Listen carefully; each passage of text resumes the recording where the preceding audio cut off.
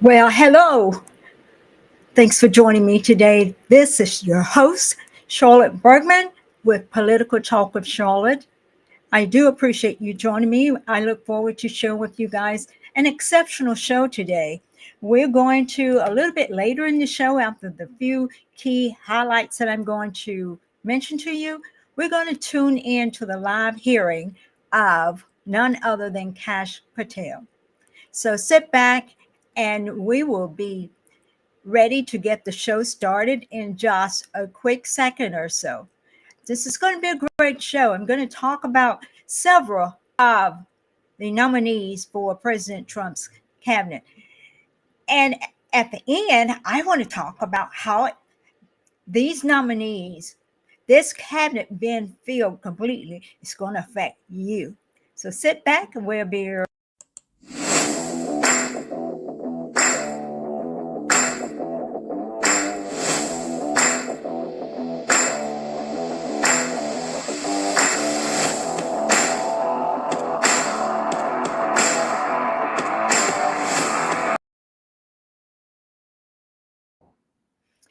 we're back. Thanks for joining Political Talk with Charlotte this week. We air our show every Thursday at noon, and today is Thursday. It's raining outside, but it is Thursday nevertheless. It means many people are getting prepared mentally for the weekend, and I certainly hope you have a great weekend. If you want to get in contact with me, you want to send me a comment about the show, you can email me at charlotte@charlottebergman with two N's.com, or you can go to my Facebook page, my fan page at Elect Bergman, my regular Facebook page, my friend page. Check me out at charlotte.bergman.9. If you want to watch my show on Bitchute, yes, it is available there. Go to at Political Talk with Charlotte. And on Twitter, join me at Elect Bergman. On YouTube, join me at Bergman for Congress. And on Twitch, join me at Charlotte Bergman. Our show also airs on Rumble. Just go to rumble.com, enter Charlotte Bergman in the search field, and my channel should pull up. Now, if you're new to the channel, asking that you help us. I mean, the price of admission to this show is free. The only thing I ask is that you leave a comment or you subscribe to my channel on YouTube and Rumble. I had lunch with a beautiful lady friend yesterday. I love she and her husband. They are great Americans. And she said, I did not know that you had a podcast. Well, or a live stream? I said, yes, I do. So I sent her a link. And if you want your friends to join us, just send them the link to this show. I truly appreciate it. Help us grow so that we can reach many people to get our message out. I'm going to need your involvement. I want you to know before I go any further how much I truly respect you, how much I truly love you. And this show would be nothing without your support. So I want you to know how much I appreciate you. Please comment, like, and share my videos and help us to grow. As you can see in the background, I'm advertising The Last Trumpet in the Battle for America. That is my book. It's not a long read. It's about a 3-hour read, but it gives you a lot of information about me, my motive for what I'm doing, and the fact that I believe America is going to be saved. I wrote that book with the help of my friend Charlena Kelly, and we believe then and we believe now America is about to be saved because of the last trumpet in the battle for America.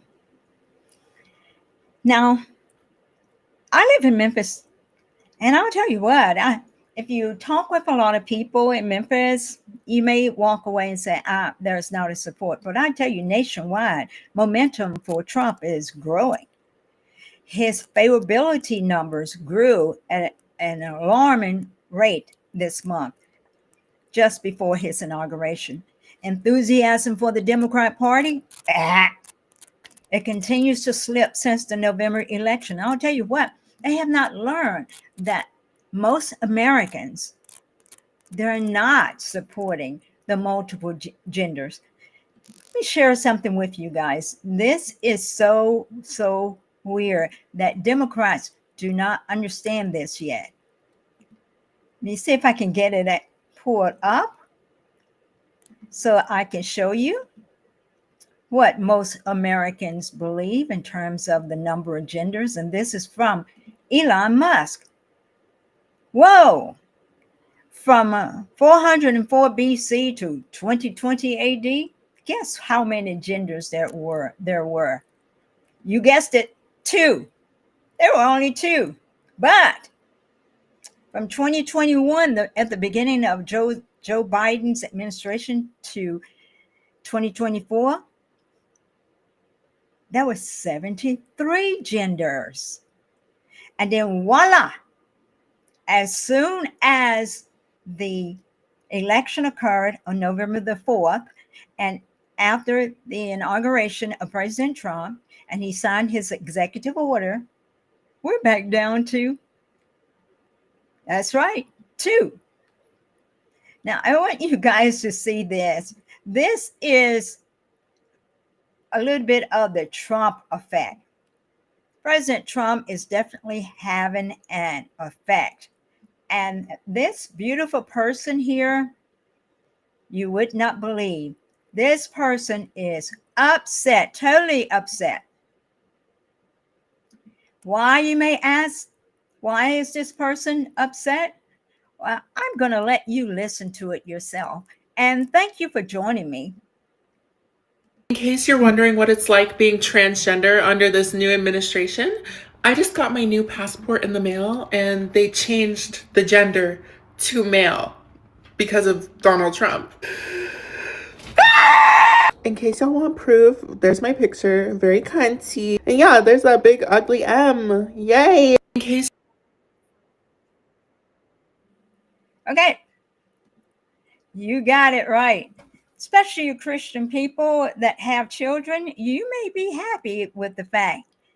Hi, Cindy. Thank you for joining me. 73 genders? You got it. Yes, there were 73 genders out there from the time that just in 4 years, Joe Biden's administration heralded in 73 different genders, and you would have gone to jail if you had not respected them. I'm so bad. I went to a store, and I'm not going to tell you the name of the store, but there was this man that was waiting on me, and he was so nice, just so nice. And he had these fingernails, and they were painted up so cute in Halloween colors, orange and purple. And I said, "Oh, dude, thank you for helping me with my package. Oh, dude, you are the man." He worked for FedEx. He couldn't say anything. He was in Memphis. He couldn't say anything. But I reminded him that I saw him for who he is, a man made after the image of God. Before we get started, I want to briefly talk about the airline jet collusion that occurred. It was such a tragedy. And guys, President Trump immediately was made aware of what was going on. And the transportation secretary was there. He was there. Yes. Secretary Duffy was there at the Reagan National Airport looking at the problem. You think the old Joe Biden's transportation secretary would have been there? No. He would have been still breastfeeding that little baby with his artificial tits. Everybody on board of that American airline jet that collided with an Army helicopter they're feared dead. If they didn't die immediately after touching down in that cold water in the Potomac, they probably are dead now. That terrible accident occurred at the Reagan National Airport. They are reporting that there are still some people strapped in their seats asking for prayers for the families affected. Yes, Pete Buttigieg did not do his job.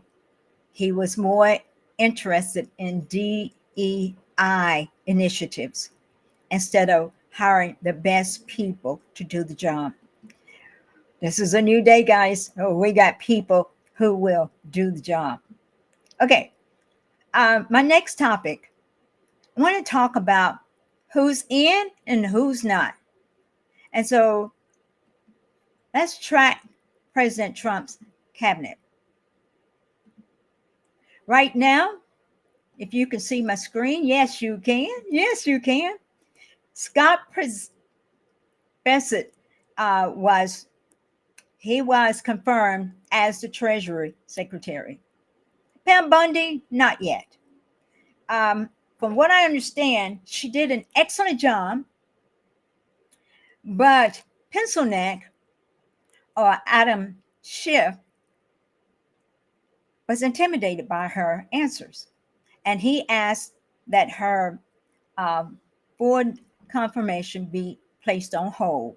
So as a result, that ended on Wednesday. Today is Thursday. Hopefully, they will bring her up for a vote immediately. Then we have Sean Duffy, who is the transportation secretary, and he became the transportation secretary just in time. He is currently on the job looking at that crash, trying to see if there is anyone whose lives could be saved. Then we have Pete Hegseth. Oh boy, did he do a number on Millie? I mean, Millie is probably going to be demoted, which is going to affect his retirement. But his pictures have been taken down out of the Pentagon. He's a traitor. He needs to be in Guantanamo Bay. I said it. He needs to be in Guantanamo Bay. Who is it that is a general in the United States and would warn China that if President Trump came after them, they would be notified to defend themselves?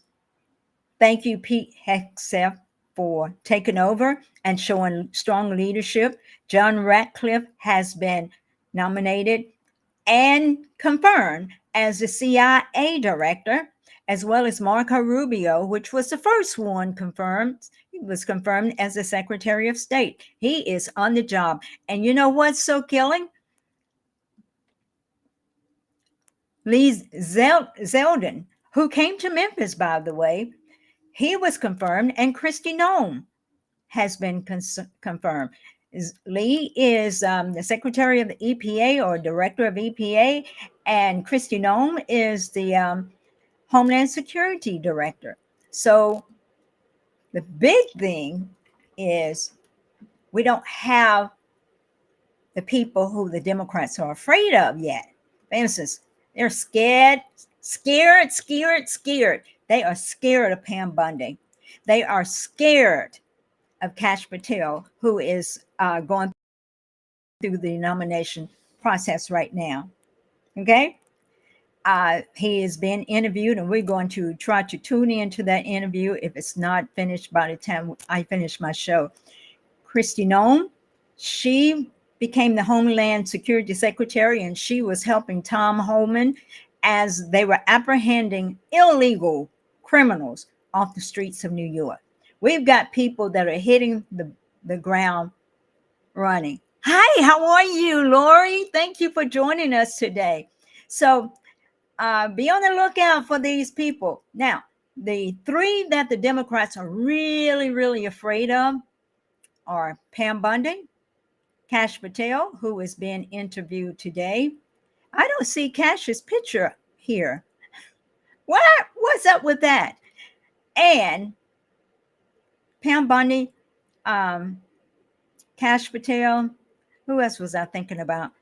Hermeet Dillon I think those are three. I'm looking forward to those people being confirmed because then we can get down to the bottom of this crime pertaining to who done it, who screwed over the 2020 election. Yes, it's as Juan O'Savin often says 2020 is not over yet. Okay, I couldn't sing as well as him. So let me give you a few of the highlights of Pam Bundy's. Let me give you a few of the highlights of Pam Bundy's interview and why her confirmation was placed on hold. And I'm sure you guys already know this, but she put Adam Schiff in his place. Okay, you guys got that. So let's see. Has called for it publicly. You are aware of that, aren't you? No one has asked me to investigate. But the president Liz. has We're called, also the worried about president, Liz Cheney, the Senator. president has You know what called we for should this. be worried about? Ms. Bondi, The please crime rate answer in my California questions. right now You is are through aware, the roof. Ms. Bondi, Your robberies Ms. are Bondi, 87% higher than the national my question average. is this. That's what I My want to be question is focused this. on, Do Senator. you have the if I'm power to confirmed say as no to the Attorney president? General. And what you're suggesting today by your non-answer is you don't have the independence to say no to the president. So let me ask you a different question. It also requires you, if you're going to be a good attorney general, to be able to tell hard truths to the president. So my questions now are, can you tell hard truths to the president? So let me start with an easy truth that you could speak to the president. Can you tell him that Donald Trump lost the 2020 election? Can you say that? Do you have the independence to say that? Do you have the gravitas, the stature, the intestinal fortitude to say, Donald Trump, you lost the 2020 election? Can you tell us that here today? Senator, what I can tell you is I will never play politics. You're trying to engage me in a gotcha. I No, won't I'm just do it. asking you a simple I question. won't play If you can politics speak truth with any to ongoing power. So let me ask you investigation, another. like you did Let leaking me your ask colleague you, Devin Nunes's memo. if you Whoa. review hundreds of cases on day one, I will look at every file I am of course asked you to won't. look So at. will you advise the Hey, president? can I will answer you- the question? Well, my question I is, would have plenty of staff. You said, of course you want. you'll be able to review Listen, I'm hundreds not of going to cases on the first day? mislead this body nor you. All right, let me ask another question. You don't want to answer that. Let me ask You were another question. censured by It will Congress, also- Senator, for it will comments just also- like this that it are will so al-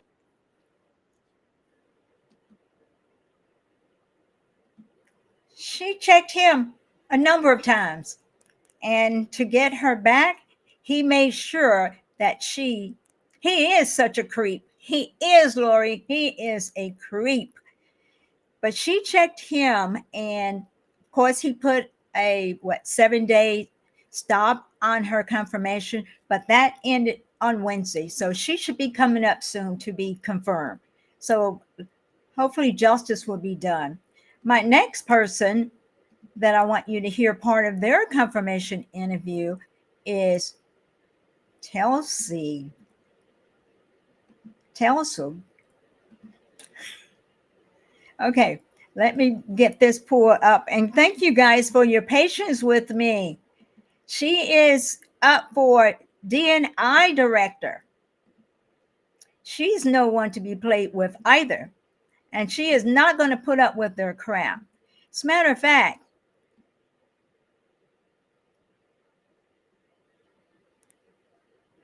when Pam Bundy is is confirmed, when she is confirmed, because she should be already confirmed, she was voted out of the Judiciary Committee 12 to 10. So she was voted out by popular. She was popular, and she should have been if it hadn't been for Adam Schiff. Okay, Tulsi Gabbard, she is up for the National Security Intelligence, National Department of National Intelligence Director. She says that people have accused her of being Trump's puppet, Putin's puppet, Assad puppet, a Modi's puppet. But what's really unsettling to them is she refused to be their puppet. So let's see. President Trump made some really great choices when he nominated. Before I close, I want to warn the American people who are watching at home. You may hear lies and smears in this hearing that'll challenge my loyalty to and my love for our country. Those who oppose my nomination imply that I am loyal to something or someone other than God, my own conscience, and the Constitution of the United States, accusing me of being Trump's puppet, Putin's puppet, Assad's puppet, a guru's puppet, Modi's puppet, not recognizing the absurdity of simultaneously being the puppet of 5 different puppet masters. The same tactic was used against President Trump and failed. The American people elected President Trump with a decisive victory and mandate for change. The fact is, what truly unsettles my political opponents is I refuse to be their puppet. Now, before I close, I want to warn the American people who are watching at home. You may hear lies. Okay, she is not going to be easily swayed by the Democrats. Because, see, there's not going to be any Democrats to vote for her anyway. So what does it matter what they think of her?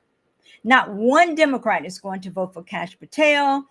They're not going to vote for Bobby Kennedy. They're not going to vote for Tulsi. They are not going to vote for her. So the Republicans need to just go ahead and call for the vote and get it over with. The hearings have been nothing but a farce. The Dems will all vote along party lines, period. They even go on television and go before the state, and they won't vote for them.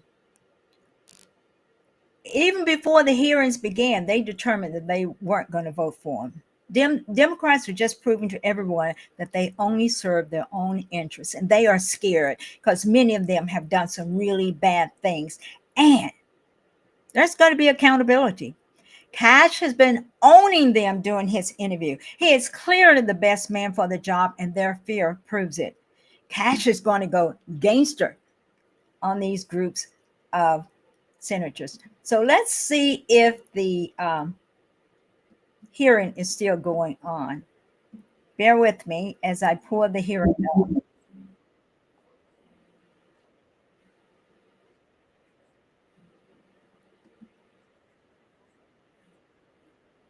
In an institution that you and I discussed that has no political appointees but one, the political personnel involve these names: Erica Knight, Tom Ferguson, Greg Bitzner. You stated your question. Would you answer?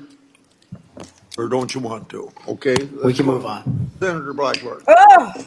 Thank you, Mr. Chairman. And Mr. Patel, there is absolutely no doubt that you have the experience and the expertise to lead the FBI, and we welcome you here today. We are pleased that you are here. I've been listening to my colleagues across the dais and listening to their questions, hearing is live. and it has led me to one thing. Why are the Democrats so afraid of you? I don't know, Senator. You'd have to ask them. Well, I tell you what I think, and listening to their questions and your responses, which we appreciate, they know that you're going to go in and you're going to clean up that political cabal that has been over there for years. You are going to reposition the FBI to its core mission. You stated that earlier in this hearing, and there will be no more political persecutions and no more 2 tiers of justice. And they have liked having 2 tiers of justice. They have enjoyed it, and it has helped them. They think in their political mission, they've enjoyed targeting Catholics. They've enjoyed targeting parents. But the American people have said they want no more of that. And our colleagues know you're going to clean it up. I want to talk to you about the Epstein case. I have worked on this for years, trying to get those records of who flew on Epstein's plane and who helped him build this international human trafficking, sex trafficking ring. Now, earlier I urged then Chairman Durbin to subpoena those records, and I ended up being blocked by Senator Durbin and Christopher Wray, they stonewalled on this. And I know that breaking up these trafficking rings is important to President Trump. So will you work with me on this issue so we know who worked with Jeffrey Epstein in building these sex trafficking rings? Absolutely, Senator. Child sex trafficking has no place in the United States of America, and I will do everything, if confirmed as FBI director, to make sure the American public knows the full weight of what happened in the past and how we're going to countermand missing children. I touch on the political persecution. I find it so they feel like you would carry out political persecution. Your parents are with us today. They fled Uganda and persecution from Idi Amin. And I think that with your background and given your family's history, that you would never move to political persecution. Is that accurate? Yes, Senator, that is. And we appreciate that you would remove any kind of 2 tiers of justice from the FBI because they have practiced that every day for years. Not all FBI agents. There are some good ones. And we certainly want to keep them, but the politics has got to be moved out of the agency. Now, they've tried to frame you as being anti-police. We've discussed that some today. And I know that you grew up working with NYPD officers in your community. And I know that law enforcement groups, including the National Association of Police Organizations, have endorsed your nomination. And on top of that, your brother is a law enforcement officer. Is that accurate? Many of my family are, yes, Senator. How many of your family, sir? Well, I guess the Indians have a different definition of family. We got a really big one, and they're all family. We all love big families. So we got a lot. I appreciate that. But it is accurate to say that in your role, you're going to do everything that you possibly can to protect the men and women who are protecting our communities. That is of the utmost importance. Thank you. I want to go to the Nunes memo. You were the principal author of the Nunes memo. Is that accurate? Yes, me and staff. Thank you.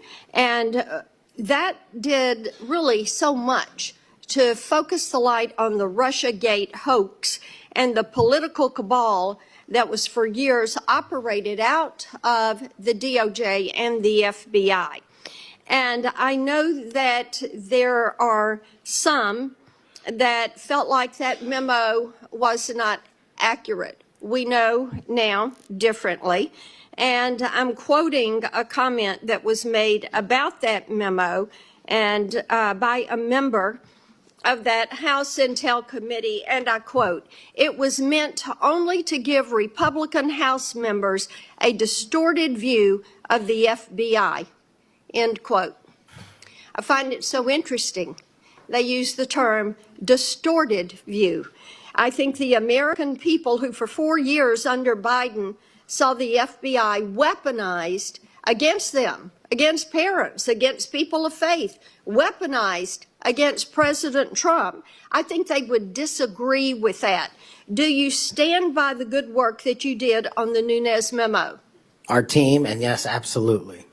And the Nunes memo was accurate in its description of the details, correct? As confirmed by the Inspector General, the Special Counsel, because the Nunes memo only contained sworn information received pursuant to transcribed interviews and production of government materials, including FBI 302s and DOJ memorandum. So the Nunes memo is accurate. Yes, ma'am. Thank you for that. In your new role as director, how will you work to root out 2 tiers of justice at the FBI? The same way I have always done so, ma'am, with the utmost fidelity to the Constitution and integrity to law enforcement. Government must allow those who are privileged to serve to execute their law enforcement duties fully, but at the same time, the American people deserve accountability inwards to government, to any of those who violate that sacred trust. And as you prepare to take this new role, what are the top areas of concern for you as we look at our national security? The top areas when it comes to national security, ma'am, have remained unchanged and the threat dynamic has increased. It's thwarting terrorist activities and terrorist attacks here and overseas against our citizens and our allies. And it also includes CCP espionage, which is running rampant these last 5 years through our country, including our cyber infrastructure and our agricultural properties. And it also includes taking on Iran, the #1 state sponsor of terror, and any other adversary that wishes to harm America. Thank you. I look forward to a yes vote on your confirmation. Thank you, Thank you, Mr. Chairman. Mr. Chairman. Senator Padilla. Mr. Chairman. Oh, yes. Since the senator from Tennessee raised my name, I'd like to respond. Please go ahead. Mr. Chairman, while I was chair of the committee, protecting children from sexual exploitation was one of our highest priorities. We chaired hearings on kids' online safety, and we decided on a bipartisan basis to call the big tech CEOs in for an important, maybe historic meeting of this committee. Last year, the committee reported 6 bipartisan bills to help protect child safety online, including one of my own, Stop CSAM, and Senator Blackburn's Report Act. In the previous Congress, Senator Blackburn and I led legislation that was signed into law that eliminated statutes of limitation for federal civil suits by survivors of childhood sex abuse. I've worked to ensure the DOJ's unethical non-prosecution agreement with Jeffrey Epstein is investigated. As I've argued in this committee, my Inspector General Access Act would allow the Inspector General to investigate that. Yet, in 2023, I was falsely accused of preventing releasing the names of Jeffrey Epstein's network by Mr. Patel, when my Republican colleagues prevented Senator Blackburn from offering an amendment to the flight logs. Prior to the committee's November 9th, 2023 Supreme Court ethics subpoena markup, Senator Blackburn had never raised Epstein's flight logs with me publicly or privately. During the November 30th, 2023 Supreme Court ethics subpoena authorization markup, I tried to recognize her multiple times, but there was an effort to close down the committee before any further business went forward on the Republican side. Many Epstein records, including flight logs, have been public for years. My office subsequently reached out to hers to try to identify what records she was actually seeking. We did not receive a response. Mr. Chairman, if I may respond to Chairman Durbin. I had raised the issue with Chairman Durbin. I had raised it on the floor that we wanted to get these records.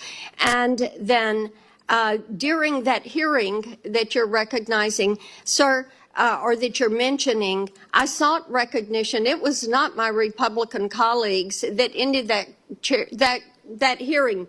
Mr. Chairman, you had the gavel, and you were the chairman, and you sought not to recognize me. And I know, and you know, and so many people are aware, sir, that you and Christopher Wray did not want those out. And I know we need to move on for questions, but Mr. Chairman, we have fought this issue for quite some time. I look forward to having an FBI that will work to help get these records and end this human and sex trafficking in this country. 15 seconds. Yeah.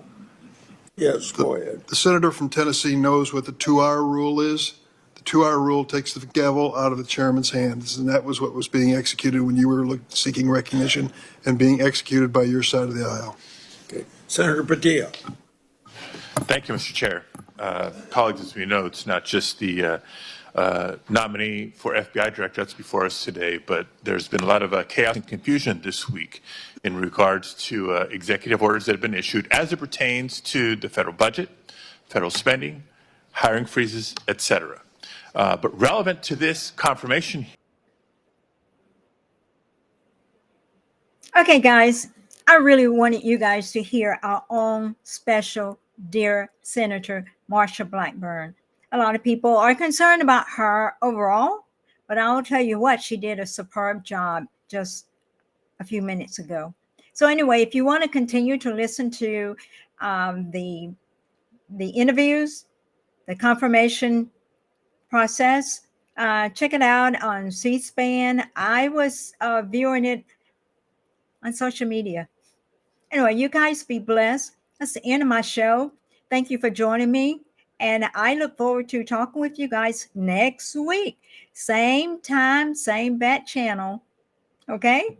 Love you all so, so much. Thank you. Bye-bye.